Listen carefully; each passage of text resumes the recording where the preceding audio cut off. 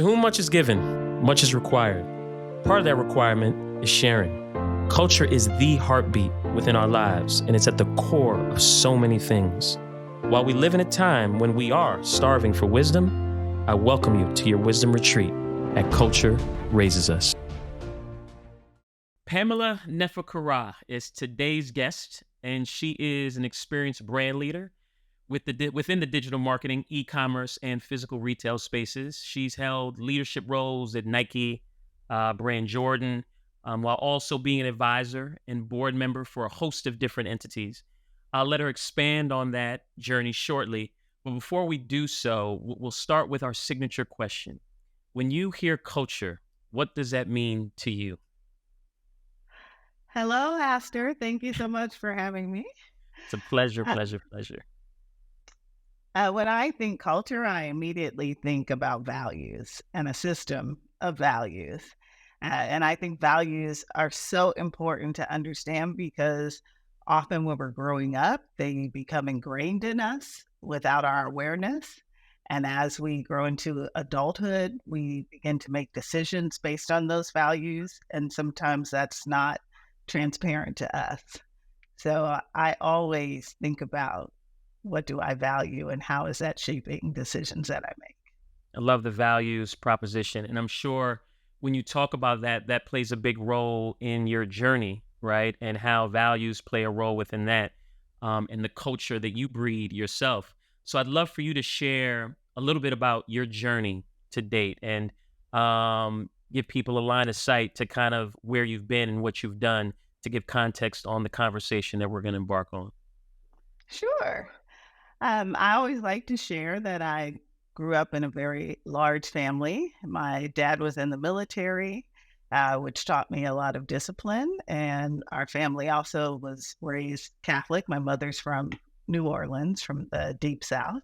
And so that taught me a lot about values and how we show up. I have an undergraduate degree in marketing. I have a graduate degree in marketing, and I've pretty much always worked in or around marketing. And I feel very fortunate that I found something that I both enjoy and I'm good at. A lot of people can take a lot longer to get to that point in life. Right. And it was something that was always very interesting to me because I find marketing to be extremely elastic. In other words, you can have a marketing degree, but work in all kinds of different roles and companies and places. I started out in packaged goods brand management, which is a really interesting place to begin as a marketer because it's a very well-defined discipline.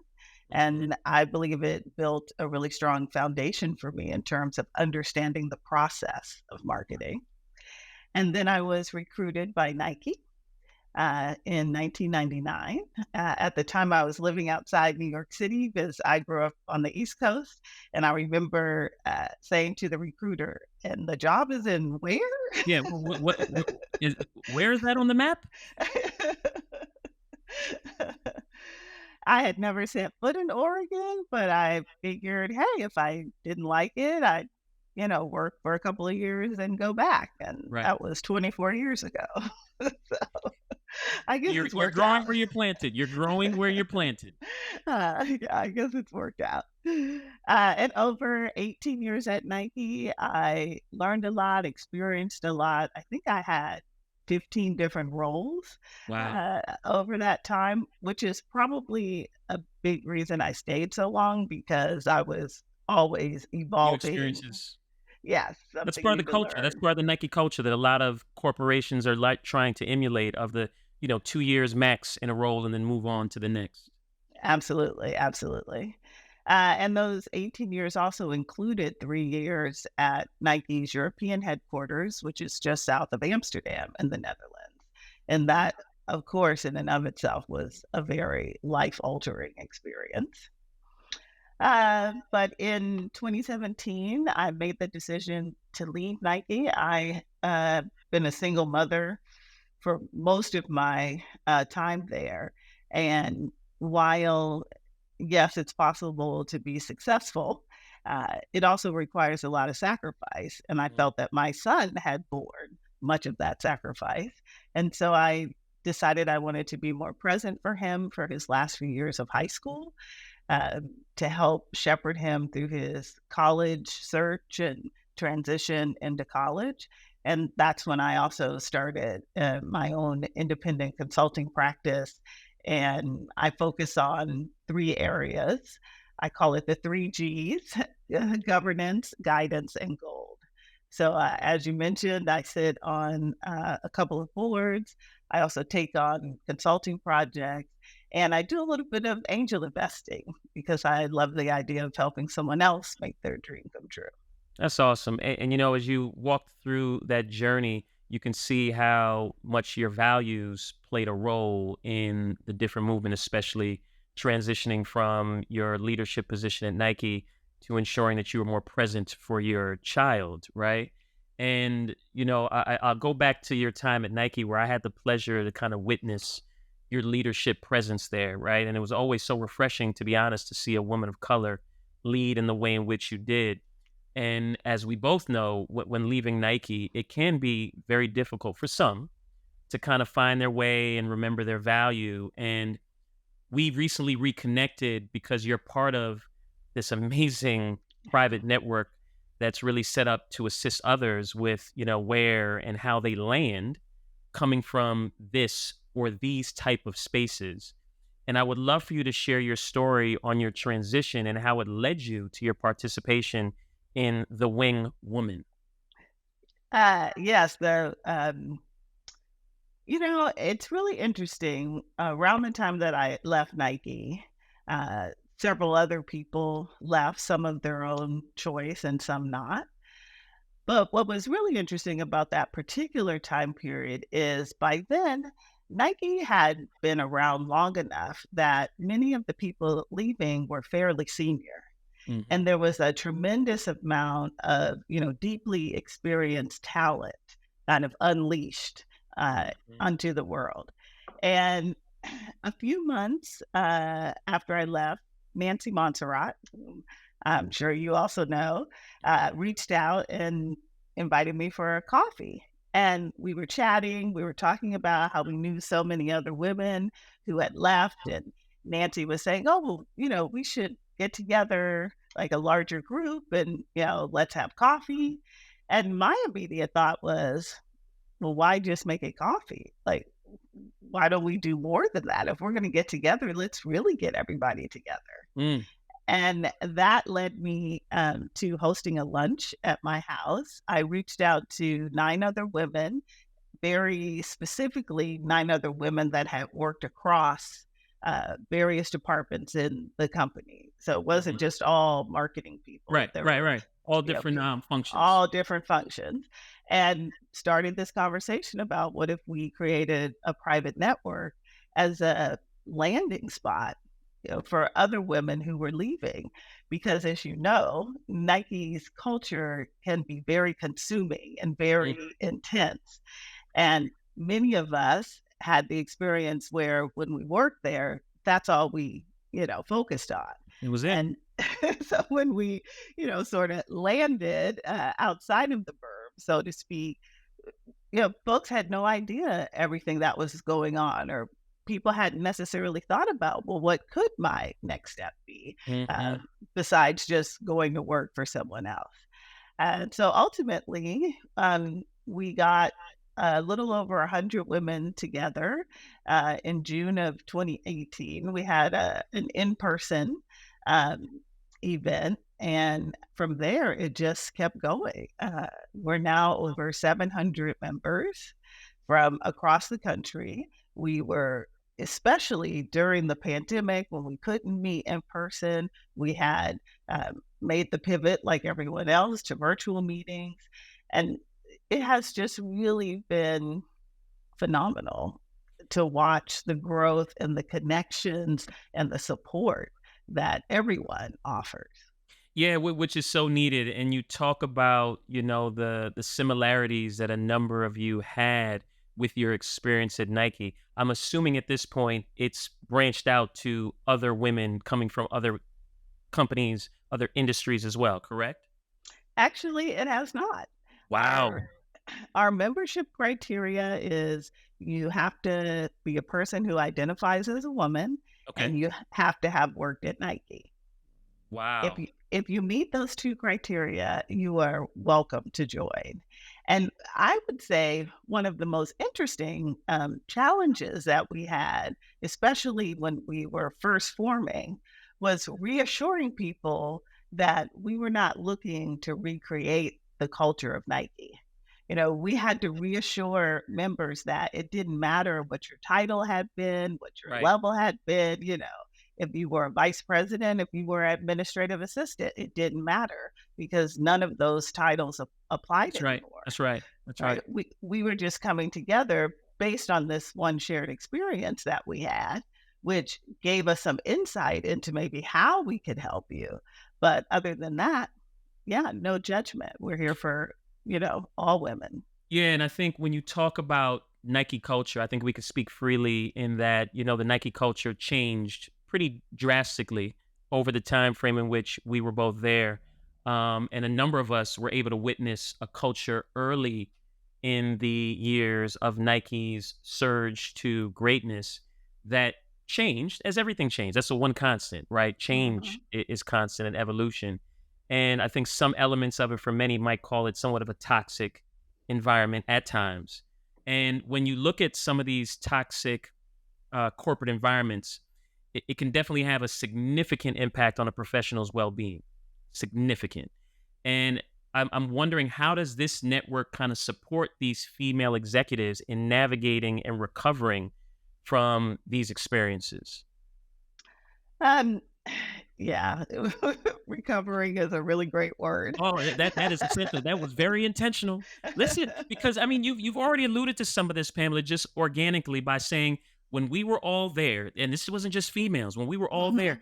Yeah, everybody head down, and you're yeah, just fully entrenched in Nike world. You don't know what else is going on outside of the world, not literally, but in the figurative sense. So for that's why sure. when I say the recovery, it's a very intentional word used there. So I'd love to hear, what are the things, like, how are you helping navigate through some of these experiences for these females?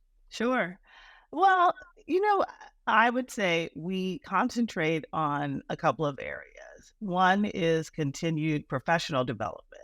One of the things that you lose sometimes outside of a corporate environment are opportunities to continue to learn. So we've brought in speakers. For example, one of our members has an expertise in compensation, and she did a workshop on negotiating a salary. Mm. There are many people, hey, they'd worked at Nike for 10, 15, 20 years. It'd been years since they had to think about negotiating Right. for a new role. So just giving our members some of those practical skills has been really important. We focus also on philanthropic. We've made our members aware of nonprofit leadership opportunities, whether that's as a member of staff or what you might be able to do serving on the board of a nonprofit and making them aware of some of the nonprofits locally in Portland that are looking for great leaders. And one thing we know, people who come out of Nike are very high quality people with a lot Hmm. to offer. And then we also focus on personal development as well. Um, One of the things that we'll do, if asked, is reach out to new members, connect with people. I get this request a lot. And we just share advice on how we navigate it, especially, I would say, that first year. It Hmm. takes a long time to kind of unwind from the way that you've done things or the way you've been thinking or how your life has been structured. So we're always there to offer a perspective and share from what we've learned. Mm. So, and that's great to offer those resources. I would then say, all right, what are some of the, I don't want to call common challenges or obstacles that Mhm. you're seeing that women are facing when transitioning to new roles or industries? And how does this network kind of help with that? Oh, I'm so glad you asked that question. I was just at a dinner with a couple of other wing women, and we have a member who is relatively new. She left the company about a year ago. She took some time off. She started doing a little consulting, but she decided she wanted to begin interviewing and look for another role. And so she was telling us about a conversation she was having with a very small company, a startup, Hmm. definitely nowhere near the scale of Nike. And so, one of the things that I shared with her from my experience is I often talk about small companies having a certain metabolism. At Nike, we had big budgets, we were Resources beyond resource, resources. yeah, which also then led to activity upon activity upon Yep. activity. And a lot of times, if you're then transitioning to a very small company with very limited resources, you have to really think about how much you share or how you advise them Hmm. because they can only metabolize, so much. So you really have to think about what is the most important thing to tell them first Hmm. and then move on to the next thing. And that's got to come through beginning from the interview process. While I think many people have found that Nike on your resume absolutely will get you that phone call, get you that initial conversation. At the same time, companies can be somewhat trepidatious about, oh my gosh, is this person going to come in, too strong? Yeah. Uh, and, I've seen that happen for some folks who then end up not lasting maybe as long as they would want to. So always think about, I put it this way, you may not be able to receive every gift that I could offer right now. Right now, that part, digestible pieces, Yes, and be very absolutely. intentional with when you share those pieces. Absolutely. So Absolutely. this might be blasphemy of a question to ask. However, would this resource be ever offered to a female who's still within the organization? Because, and I ask that, decisions aren't made overnight in terms of departing an environment, right? Or making a, I don't say drastic, a major decision of transition out of anything, a Mhm. job, a relationship. There's a period of time that you're doing the analysis of like, you know what, is this still right for me? Yes. And I ask if a resource like this would ever be considered to serve someone who's kind of in that space of contemplation to help one, validate the thought of, yes, it's time to go, and we'll help you with what that looks like. Or two, here's some tools while you're in there because we've all seen or done or been around. This could help. Maybe try this to see where it gets you and potentially further stay within the organization. Is this something that's ever been considered? The way that we approach that, and I'm going to call it a dilemma, um, is through the lens of the personal relationships that all of us still have with women who are still at Nike. Right. So we are an independent organization. We are not supported by Nike. We're not endorsed by That's Nike. right. Nike is not in our name, Hmm. right? We're called the Wing Women. And that was a very deliberate choice to signal that we've moved on. At the Mm. same time, right, you always want to send the elevator back down, so to speak. And so we have on occasion actually invited women who are currently at Nike to come to some of our events. And we absolutely maintain those connections on a personal level. And again, I still mentor several women who are still Right. at Nike.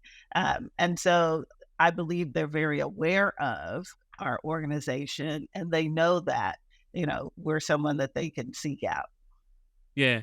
And so, again, when we reconnected and I found out about this network that you were heavily a part of, the immediate thing came to my mind: one, this needs to be shared, but two, I feel like this should be an example for so many other communities to take this as a draft of what's possible to help provide a safe space and Mhm. landing for others, right? This just shouldn't be for amazing women coming out of Nike, to be honest. So, how would you recommend people start to employ this kind of mindset or this approach within their respective areas of importance? I am a longtime mentor. And I'm sure you're aware of that. Even when I was within Nike, as an example, I'm a past chair of the Black Employee and Friends Network. Hmm. I did a lot with Black women in particular at Nike. I believe that networks can form wherever they're needed. I think the most important ingredient is that you need to have a commonality, Mm, a reason, a connection, a shared experience, something that helps to make that tie um, very meaningful for hmm, everyone. And hmm. I would say that that's the first, you know, lesson to learn from. Look for those natural connections. I'm very involved in another group, as you know, called Monday Night Mentorship, Yes. which came together during the pandemic to elevate and uplift marketers of color, Hmm. because that's another group that I have a natural connection to and I Hmm. identify with. So I think we all have multiple dimensions, multiple connections, and we should really start within ourselves. You know, what would be helpful to you? What do you wish someone would have told you? Told you, yeah. Yeah. I mean, my personal mission and vision is all about making the invisible visible. That's right. Right? I've never understood that phrase, "the secrets of my success." Like, why should that be a secret? I'm Right. all about how do you share that? And so I seek out organizations and situations that help me to fulfill that mission for myself. Yeah, and to be honest, I think sharing is one of the biggest superpowers that is underutilized a ton for a number of different reasons, right? Some people have insecurities of sharing what it is they know because they think others might surpass, or others Mhm. feel like what they have to offer is not good enough for what others may need. Both the completely incorrect, and Absolutely. we all have so much to share, and that's really a premise behind this platform, is literally sharing the stories, the expertise, the minds, the insights of amazing individuals like yourself who are shaping culture in their own respective ways, because we start to show off with to whom much is given much is required, and part of that is sharing, right? Absolutely. Sharing. So in that theme, it would be great to hear you share any success stories or testimonials from women who've benefited from this network, and how it's positively impacted their professional journeys after their Nike departure. I don't even know where to begin. Right, right, right. I know this is a There's good so problem to have. many. It's a good problem to have. You have a bunch of case studies. I love it. So pick one out of the plethora, Pamela, that's available to share. Um, well, I served as the first chair of the board of directors for the Wing Women, Mhm. uh, and I made a very deliberate decision not to overstay in that role because I believed it was really critical to continue to bring fresh perspective and new voices to the table. So the person who has replaced me as the chair is a perfect example of what you were asking about. She was still at Nike when we first started, but very connected to me and a couple other members. And so she was very aware of the organization as she was planning her exit. Part of her plan was to join us, which she did. She got, we pulled her in, got her very involved. Identified her as someone that would be great on the board. She joined the board, and then I recruited her as my replacement. She's also gone on to serve on a couple of nonprofit boards as well locally, following in the example of many of our other members. So I just love the fact that she was able to be very intentional Yeah. as she was considering this next phase of her life. Right.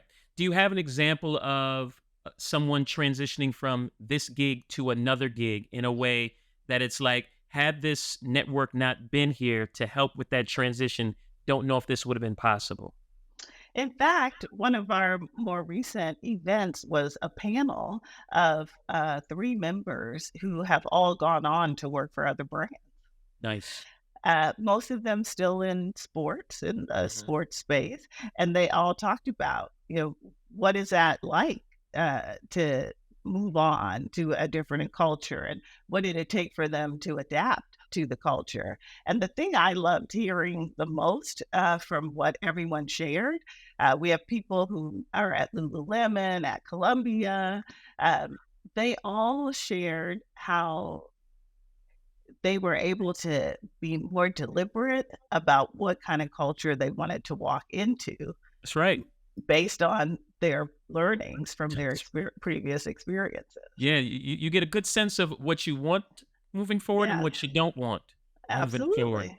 for sure. Absolutely.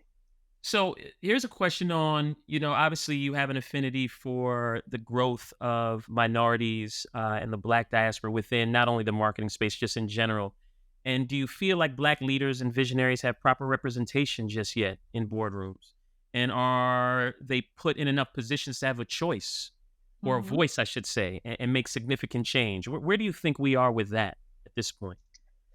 Well, first of all, I'd love to encourage everyone to drop the word minority from their vocabulary and replace it with underrepresented or Underrepresented. undersupported Okay. communities, because in the global economy, we are not in the minority, That part.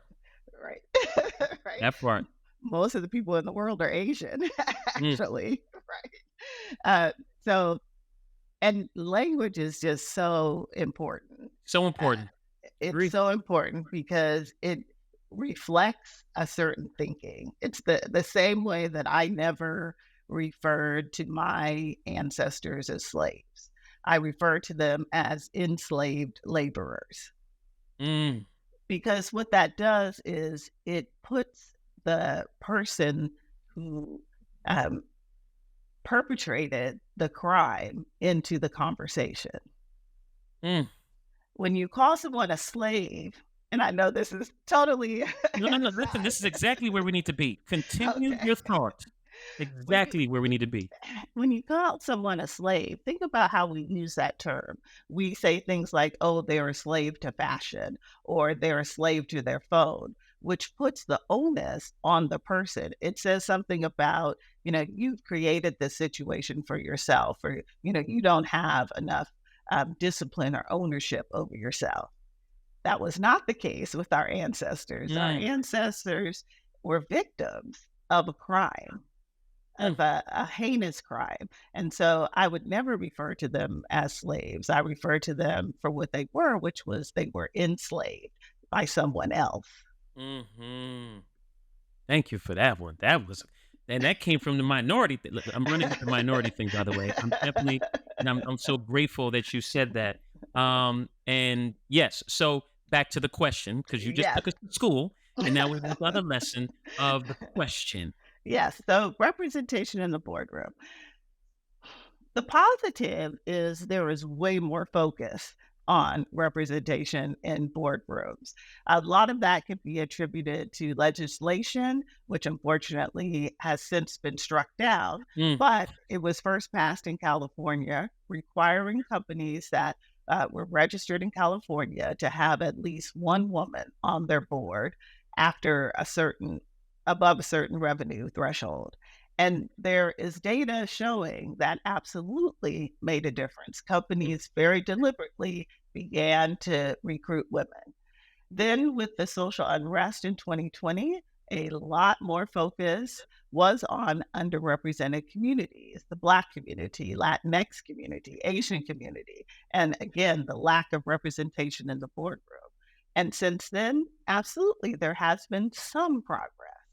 Is it where it needs to be? That's a big, no. no, so much work.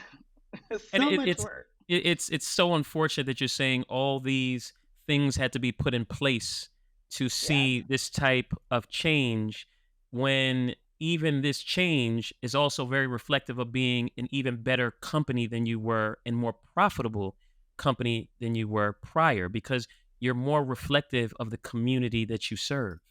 Like, absolutely. it's a no-brainer. But, I'm sorry. You went on this word thing that just triggered no, no, listen. It triggered something for me because, again, we come from this culture it was a very distinct culture at Nike.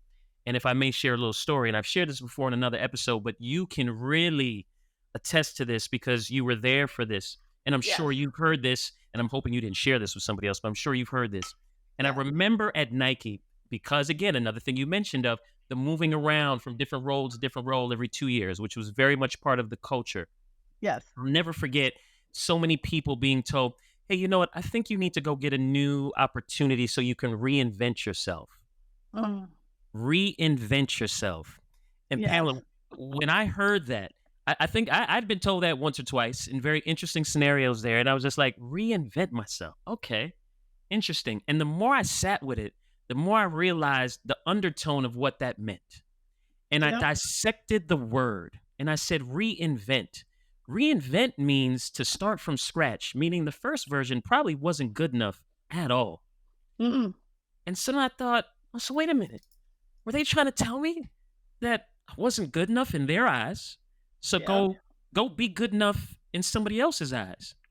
And so I went through that whole process and had to obviously provide myself with the tools that I needed to ensure that I didn't allow this to label myself or validate myself by any means, right?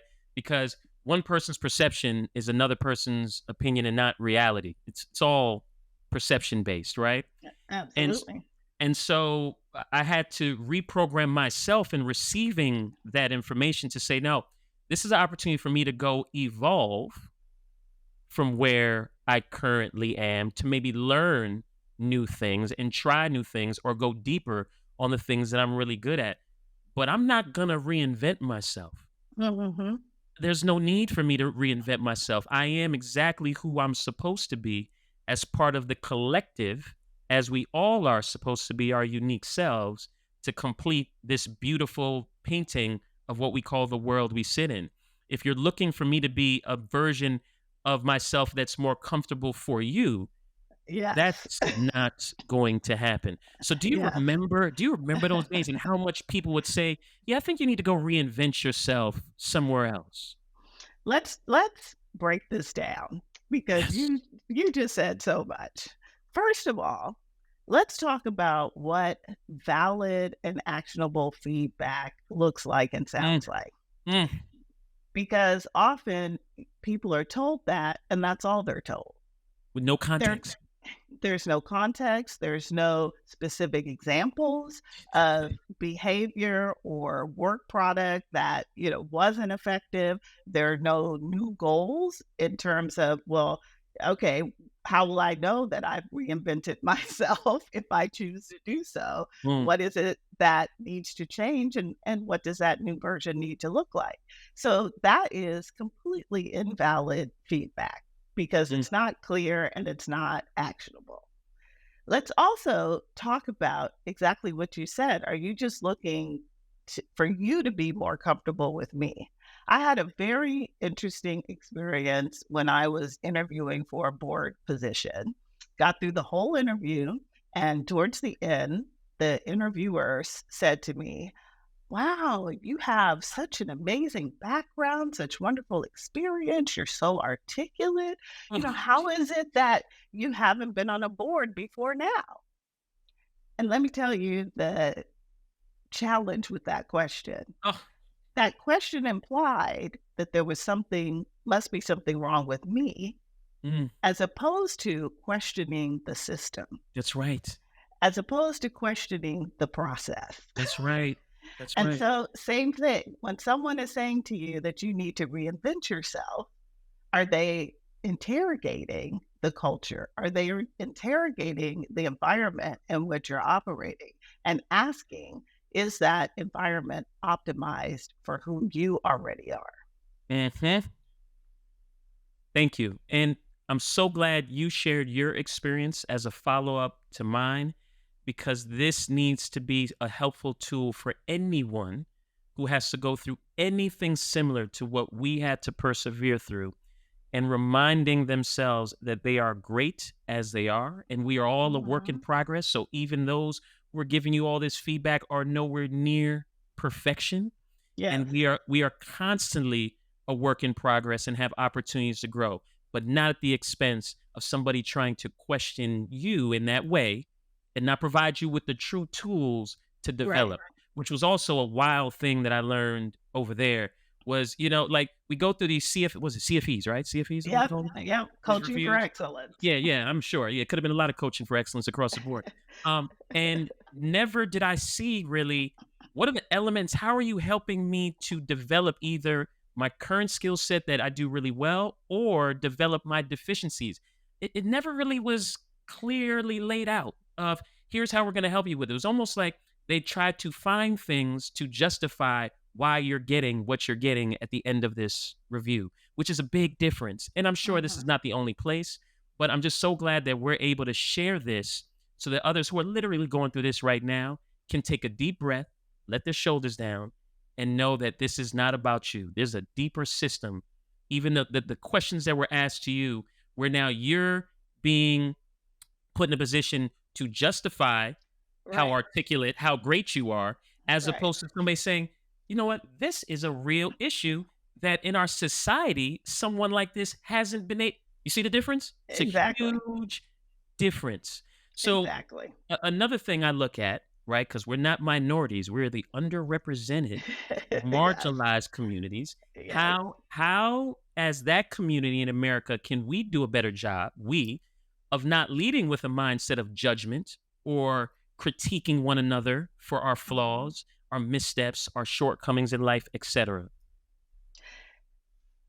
And that question makes me think about the recent, Supreme Court ruling against affirmative action, Hmm. which I have always found the critics of affirmative action to be so curious because, hey, my parents did not go to college. So for my siblings and for me, this was a major thing for us to not just go to college, but several of us also have graduate degrees. And in graduate school, I was on a fellowship. It was sponsored by the government and it was specifically for underrepresented groups. So you could call that affirmative action, okay. Hmm. But no one from the government took the GMAT for me. No one from the government filled out my application. No one from the government went to class for me, took my tests, wrote my papers, got a 4.0 my first semester. So you can talk about affirmative action all you want, but at the end of the day, I was there because I was qualified That's to be right. there. That's right. And so when I run into another underrepresented person who has succeeded, the first thing I think about is, wow, how much better they must be at their job to have gotten to where they are. That's right. Because they're not operating in environments that are optimized for them. I often talk about this idea of a leadership archetype. Most companies have a leadership archetype. And if you don't think there is one, then I want you to imagine you're at your company. There's a group of, let's say, summer interns that are all together on their first day. You're meeting all of the interns.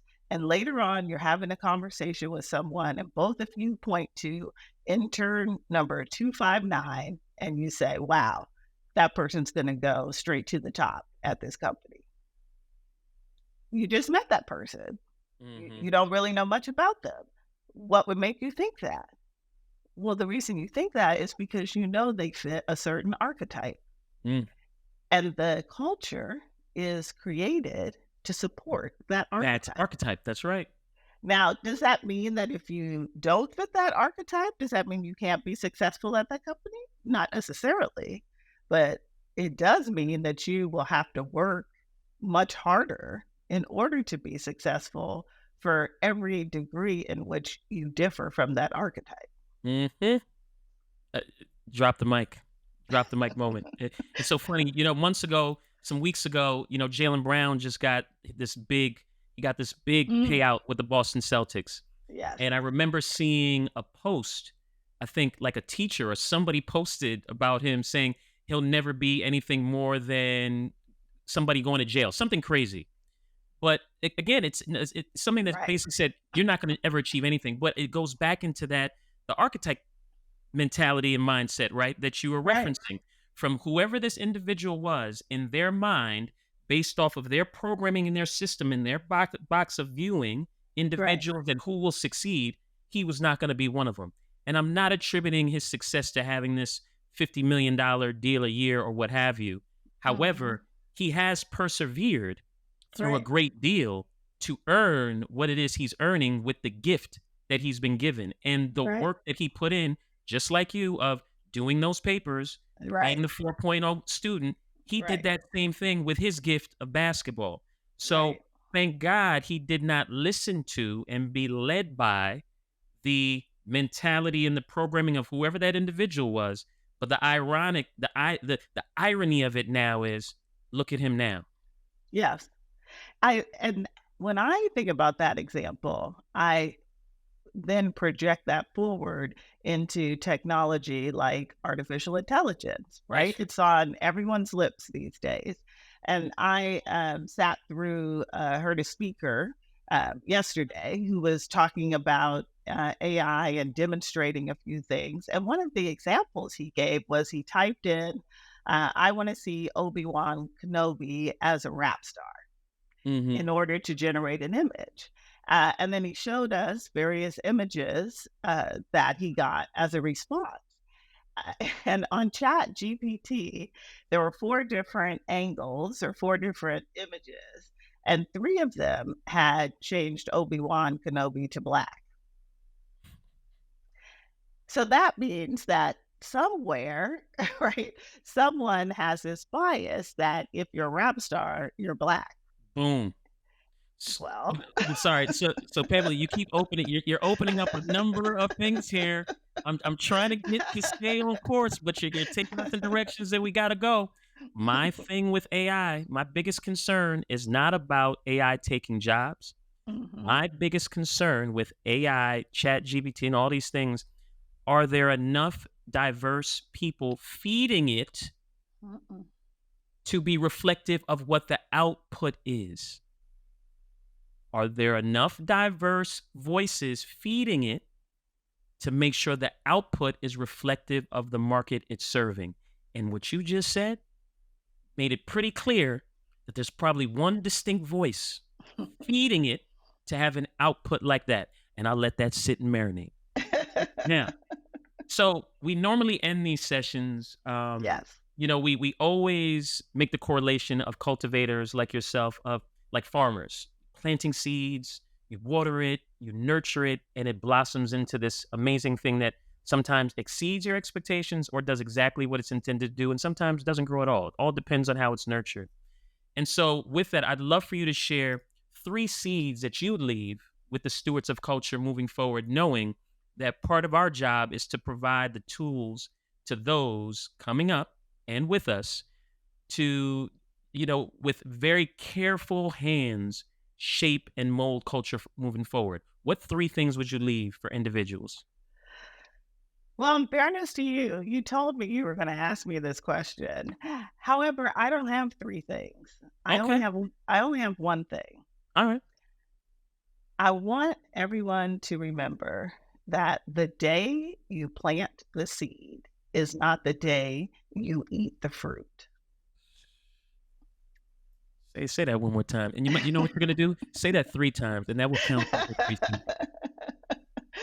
The day you plant the seed is not the day you eat the fruit. And for the last time. The day you plant the seed is not the day you eat the fruit. And you know why that's such a wow statement? T- Because Tell me.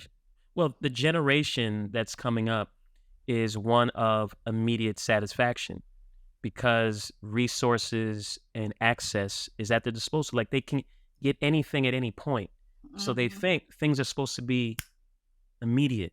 Mhm. So the reminder you just provided three times is great to hear because it so addresses, I think, a challenge that this next generation of cultivators, influencers, culture aficionados are going to have to be really cognizant about. Yeah, Patience, yeah. patience, patience. Like I can't say that enough. So that what you just dropped is so helpful. I'm so thankful that you did that. I'm so thankful for this time of you coming on, sharing your story, sharing, the insight on the wing women, which again, when I first heard it, I said, hold up, this is happening. And like networks like this aren't existing across multiple areas of importance, genders, ethnicities, cultures, industries. So I thank you. I thank you. I thank you. This has been amazing, and I appreciate you greatly. Oh, thank you so much, so much for the invitation, for the time, and the opportunity. It's been great spending time with you. We truly appreciate your support because it helps us fulfill our mission of promoting cultural awareness and personal development. Please click the subscribe button below to help ensure and solidify our mission.